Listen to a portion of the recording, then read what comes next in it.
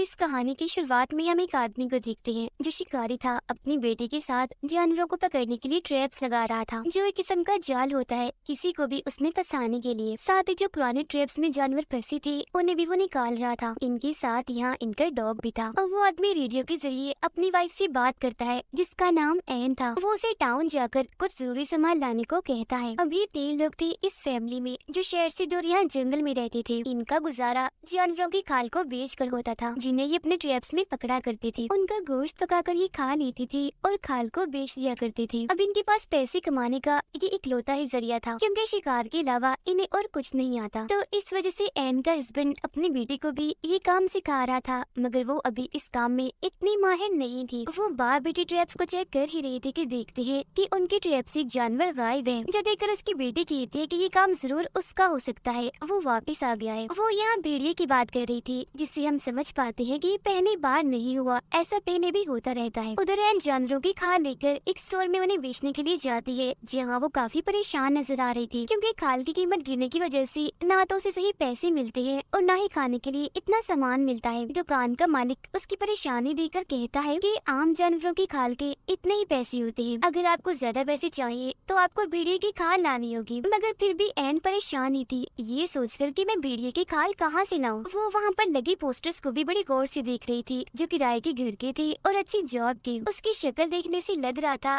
कि वो घर भी लेना चाहती है और अच्छी जॉब भी करना चाहती है, मगर किसी वजह से नहीं कर सकती। उसे शिकार करना भी नहीं पसंद, वो भी यही चाहती है कि हम जंगल की बजाय टाउन में रहे और मैं अपनी बेटी को अच्छे स्कूल में भेज सकूं। मगर क्योंकि उनके पास इतने पैसे नहीं थे इसीलिए वो घर वापस आ जाती है। घर पर एन का हस्बैंड अपनी बेटी को खाना निकालना सिखा रहा था जबकि एन सबके लिए खाना बना रही थी। रात को खाने के वक्त भी सबका ही मूड खराब था क्योंकि पैसे ना होने की वजह से खाने को ठीक से कुछ था ही नहीं। और जब एन की बेटी ये बताती है कि हमारा शिकार किया जानवर भेड़िया ले गया तो ये सुनकर एन को अपने हस्बैंड पर काफी गुस्सा आने लगता है क्योंकि उसने एन को ये बात नहीं बताई थी। वो अपने हस्बैंड को कहती है कि इस भेड़िए का कुछ करे वरना हम भूखे मर जाएंगे। फिर अपनी बेटी को अंदर भेजकर एन दोबारा से अपने हस्बैंड से बहस करने लगती है। उसका हस्बैंड कहता है कि भेड़िए लड़कियों को शौक से खाना पसंद करते हैं, तो जरूर वो तो या किसी लड़की को देखकर या फिर किसी जानवर को देखकर आया होगा। मगर एन कहती है कि मेरे हिसाब से वो हम लोगों हमारी फैमिली की वजह से यहाँ आया है। उसे पता है यहाँ फंसा फसाया शिकार मिल जाएगा और मेहनत भी नहीं करनी पड़ेगी। आगे वो कहती है कि मैं पुलिस स्टेशन जाकर उसकी रिपोर्ट करना चाहती हूँ, मगर उसका हस्बैंड मना कर देता है ये कहती हुए कि नहीं तुम फिक्र मत करो, कल सुबह मैं खुद ही उसे पकड़ लूंगा। मगर ये सिर्फ इकलौती टेंशन नहीं थी। एन उसे वही एड का पोस्टर दिखाते हुए कहती है कि ऐसे कब तक गुजारा चलेगा, मैं ऐसा करती हूँ किसी अच्छी सी जगह पर जॉब करके पैसे कमा लेती हूँ, फिर हमारा अच्छा गुजारा हो जाएगा। मगर उसका हस्बैंड मना कर देता है ये कहते हुए कि शिकार के अलावा हम कुछ नहीं कर सकते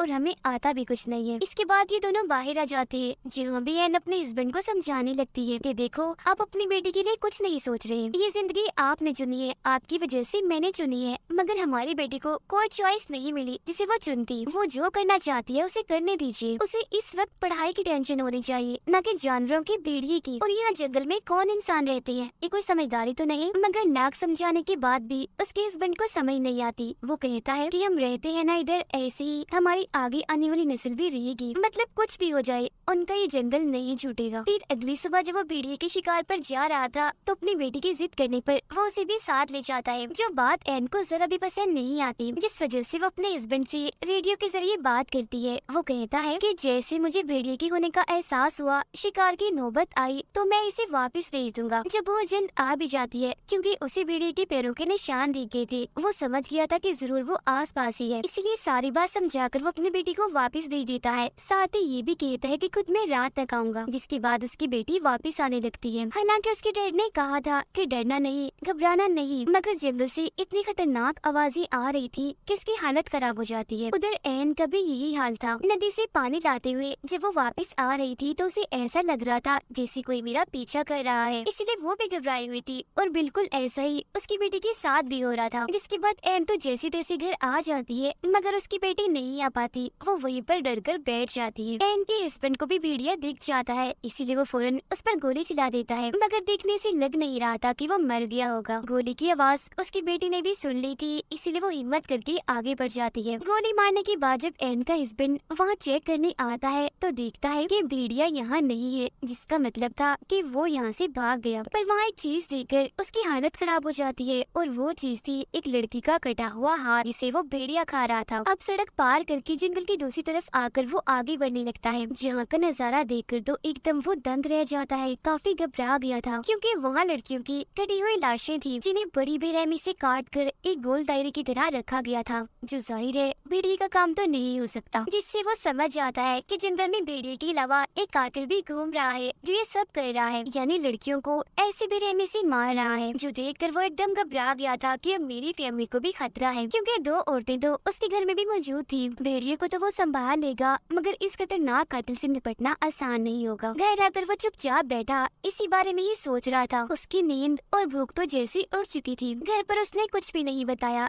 ताकि उसकी फैमिली डर न जाए, और अब वो खुद ही कुछ करेगा अपनी फैमिली की हिफाजत करने के लिए। अगले दिन जब इनकी आँख खुलती है तो उसका हस्बैंड गायब था, क्योंकि वो दोबारा उसी जगह पर पहुंच गया था जहां उसने लड़कियों की लाशें देखी थी। उसने दरअसल एन को बता दिया होता है कि भेड़िए को ढूंढने के लिए अगर मुझे पूरी रात भी रुकना पड़े तो मैं रुकूंगा, तो मेरी फिक्र मत करना। पर असल में ये भेड़िए को नहीं बल्कि ढूंढ रहा था कातिल को। एन और उसकी बेटी जब नदी किनारे थी तो उसकी बेटी देखती है कि यहाँ मेरा डॉग नहीं है, इसीलिए उसे ढूंढने चली जाती है। मगर तभी उसके सामने वही भेड़िया आ जाता है जो इनकी तरफ बढ़ने लगता है। उसे देखकर एन जोर से चिल्लाने लगती है, क्योंकि उसके दिमाग में सबसे पहले यही आइडिया आया था, और उसका ये आइडिया कामयाब भी रहता है क्योंकि भेड़िया वहाँ से भाग गया था। और अब ये दोनों माँ बेटी बगैर टाइम ज़ाया किए फौरन अपने घर आ जाती हैं। पर क्योंकि उनका डॉग तो बाहर ही रह गया था, इसलिए एन गन लेकर उसे ढूंढने चाहती है, जहाँ उसे डॉग मिल तो जाता है मगर मरा हुआ, क्योंकि भेड़िए ने उसका भी काम तमाम कर दिया था, जिसकी मौत से एन को काफी दुख होता है। वो वापिस आकर अपनी बेटी से झूठ बोल देती है कि अभी तो डॉग नहीं मिला, जब तुम्हारे डैड आ जाएंगे तो हम उसे ढूंढ लाएंगे। डॉग की मौत के बारे में उसने अपनी बेटी को इसलिए नहीं बताया होता ताकि वो डरे ना, उसे अपनी जिंदगी खतरे में ना लगे। तो अब यहाँ हमें बता दिया गया है कि इस मूवी का नाम हंटर क्यों है, क्योंकि दरअसल ये हंटर इन्हें शिकारी फैमिली दो हंटर्स के बीच फंस गई है, जिन दोनों से ही इन्हें अपनी जान का खतरा है। एक तो है भेड़िया और दूसरा है वो कातिल। फिर अब ऐसी ही सुबह हो जाती है, मगर एन का हस्बैंड ना खुद वापस आया और ना ही उसका कोई फोन आया। दोनों माँ बेटी फिर अपने ट्रैप्स को चेक करने जाती है, जहाँ आज भी इनका एक शिकार गायब था। वहाँ एन को एक अंगूठी मिल गई थी, जो देख एकदम वो कांप जाती है, क्योंकि जरूर ये उस लड़की की होगी जिसे भेड़िए ने खाया है। इसीलिए वो सीधा चली जाती है पुलिस स्टेशन भेड़िए के खिलाफ रिपोर्ट करने, ताकि उसे पकड़ा जाए। उधर पुलिस ऑफिसर्स के बॉस एक भालू की लाश को लेकर जो पुलिस स्टेशन वापस आ रहे थे, तो उन्हें रास्ते में एक खाली गाड़ी दिखती है, जिसे पहले तो वो गौर से देखते हैं, मगर उस पर ज्यादा ध्यान न देते हुए वो पुलिस स्टेशन में आ जाते हैं, जहाँ एन पहले से ही मौजूद थी। एन उन्हें सारी बात बता देती है, जिस पर वो कहती है कि कुछ नहीं हो सकता, क्योंकि आपका एरिया हमारे अंडर नहीं आता। साथ ही हम भेड़िए को भी नहीं पकड़ सकते, क्योंकि उसकी कोई गलती है ही नहीं। वो कोई इंसान थोड़ी है, वो जानवर है, उसे कोई समझ नहीं है। वो तो वही कर रहा है जो उसकी आदत है, जो वो हमेशा से ही करता आया है। जंगल में आप रहते हैं, शिकार आप करते हैं, तो 100% गलती आपकी है, न कि भेड़िए की। तो अगर कार्रवाई होगी तो आप लोगों पर होगी, न कि भेड़िए पर। अब मदद तो नहीं मिली, इसलिए एन को थोड़ा बहुत खाना लेकर ही घर वापस आना पड़ता है। फिर वो अपने डॉग को दफनाकर एक हिरन के बच्चे को मारकर अपने साथ घर ले आती है।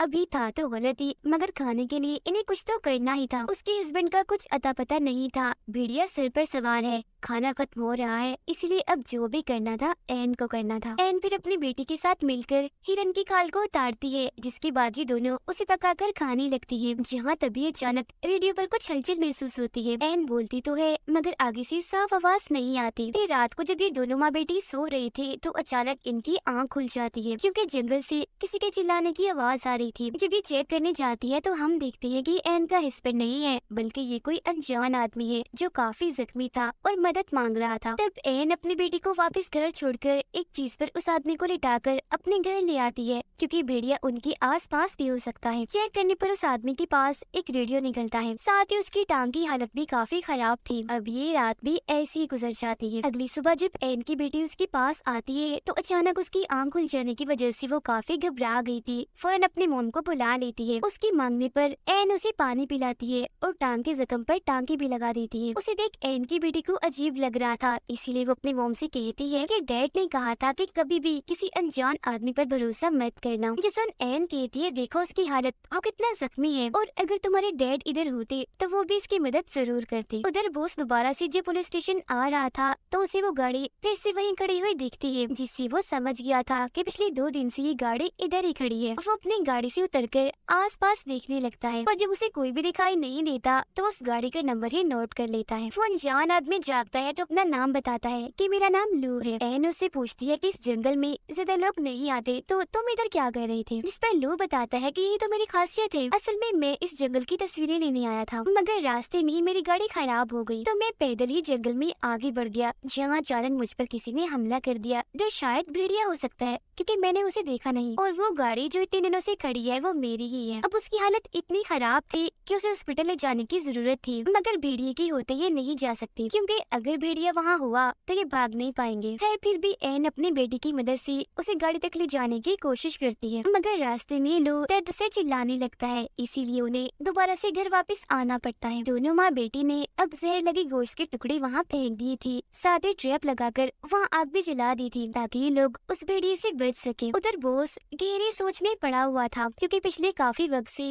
लगातार लोग गायब हो रहे हैं, खास तौर पर लड़कियाँ, जो सिलसिला अभी भी जारी है। अब हालांकि उसकी ड्यूटी खत्म होने में सिर्फ 1 ही घंटा रह गया था, मगर फिर भी वो उस गाड़ी को चेक करने जाता है, जो उसकी सबसे बड़ी गलती थी। वो निशानों का पीछे करती आगे बढ़ ही रहा था कि तभी उसका पैर एक ट्रैप में फंस जाता है। वो उसे छुड़ाने के लिए जैसे थोड़ा हिलता है तो हाथ भी फंस गया था, जिससे जाहिर है ये अब यहाँ फंस चुका है, कहीं भी नहीं जा सकता। और ये ट्रैप जरूर एन के हस्बैंड ने लगाए होंगे कातिल को पकड़ने के लिए, मगर ये बेचारा इसमें फंस गया। उधर गन लेकर एन पूरी तरह चौकन्ना खड़ी थी, मगर पूरी रात बीत जाने के बाद भी ना तो उसका हस्बैंड वापस आया और ना ही भेड़िया। पुलिस स्टेशन में जब एक ऑफिसर आती है तो वो उसकी वाइफ का वॉइस मैसेज सुनती है, जिसमें वो कह रही थी कि बोस कल रात घर वापस नहीं आए। अब ये ऑफिसर रेडियो के जरिए उनसे बात करने की कोशिश करती है, मगर वो कोई जवाब नहीं देती, इसलिए अब वो भी उस जगह के लिए निकल जाती है। उधर एन को भी अपने हस्बैंड की फिक्र होने लगी थी, इसीलिए वो नक्शा लेकर अपने हस्बैंड को ढूंढने के लिए निकल जाती है। उसे एक ट्रैप में खरगोश फंसा मिलता है, जिसे ना चाहते हुए भी इसे मारना ही पड़ता है। ऐसा करके वो काफी दुखी हो गई थी क्योंकि ये इसका काम नहीं था। अब तभी रेडियो में हलचल होने लगती है, इसीलिए वो दोबारा से आगे बढ़ने लगती है, जहाँ जाकर तो उसके होश ही उड़ जाते हैं क्योंकि वहाँ पड़ी थी उसके हस्बैंड की लाश। उसे ऐसी मरा हुआ देखकर वो काफी टूट जाती है और फूट फूट कर रोने लगती है, और अब जाकर उसे सारी बात समझ आती है। उसके हस्बैंड को भेड़िए ने नहीं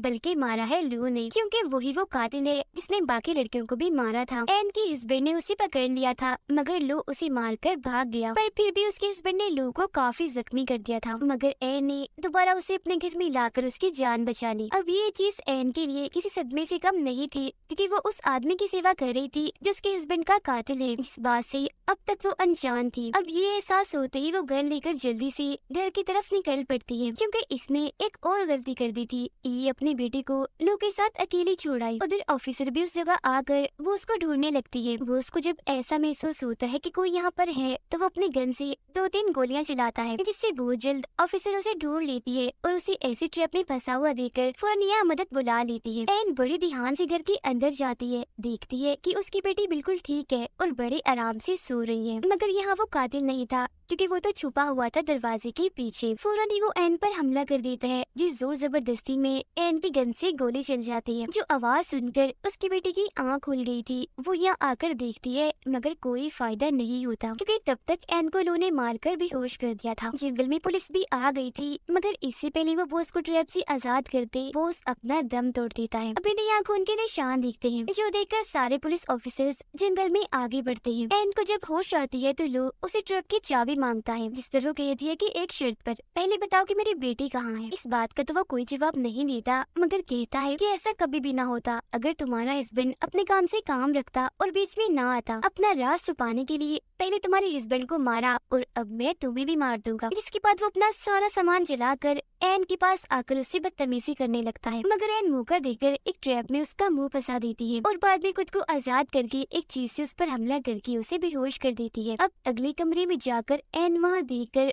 फूट फूट कर रोने लगती है, क्योंकि वहाँ उसकी बेटी की लाश पड़ी थी जो हमें दिखाई नहीं जाती, जिसका मतलब था कि उस पागल कातिल ने जो इंसान के रूप में जानवर बना हुआ था, उसने उसकी बेटी को भी नहीं छोड़ा। इसीलिए वो ठान लेती है कि मैं भी उसे नहीं छोड़ूंगी, अपने हस्बैंड और बेटी का बदला उससे लेकर रहूंगी। वो फिर लो को रस्सी से लटका कर उसके हेडफोन लगा कर गाने सुनने लगती है, जो करने के बाद वो लो की भी खाल उतारने लगती है, बिल्कुल किसी जानवर की तरह, क्योंकि वो भी तो किसी जानवर से कम नहीं था। कुछ ही देर में वो उसके पूरे ही जिस्म की खाल उतार देती है और आखिर में चेहरे की भी, जिससे उसका बहुत सारा खून बहने लगता है।